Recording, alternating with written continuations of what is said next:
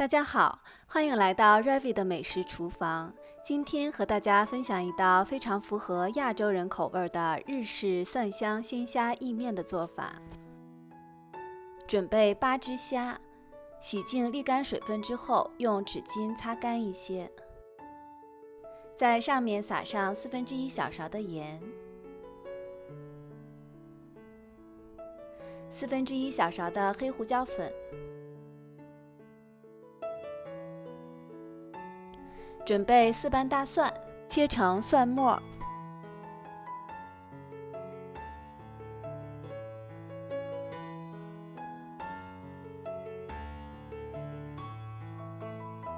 再准备1个小红椒，不喜欢吃辣的朋友可以把量减半，或者不放也可以。把它切成辣椒圈备用。最后，我们再来切1根小葱作为最后的装饰。现在我们开始煮面，水开之后，先加入2小勺盐，然后下入意大利面。意大利面放进去之后，手先不要松开，往下压一下，让下面变软。这样用小锅也可以煮很长的意大利面。意大利面煮到70%熟就可以了。包装上说煮熟需要8分钟，那我们煮5分半钟就可以了。准备1个炒锅，倒入2大勺橄榄油，放入蒜末，开小火，慢慢地把蒜末煸香。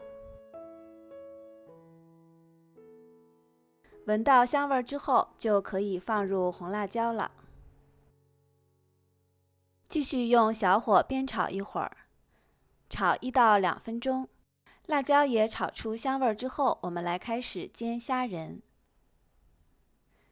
虾仁煎的时间不能过长，煎至两面变色即可。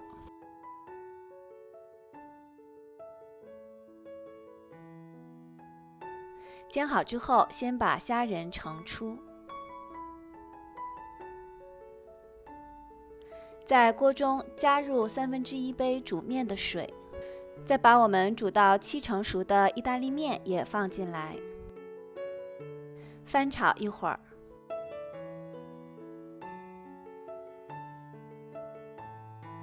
炒到汤汁差不多收干的时候，把虾仁再倒回来。现在我们开始调味儿，加入2大勺清酒，1大勺味淋，1小勺酱油，继续翻炒。翻炒到汤汁完全收干的时候，就可以出锅了。我现在已经闻到香味儿了。现在我们装盘，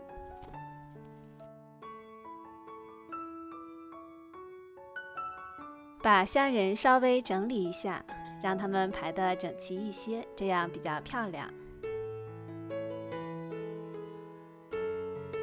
撒上葱花、柴鱼片。这是一道味道层次比较丰富，但同时又比较清爽的炒面了。不知道你喜不喜欢呢？好了，今天的视频就分享到这里，谢谢您的收看，我们下次再见。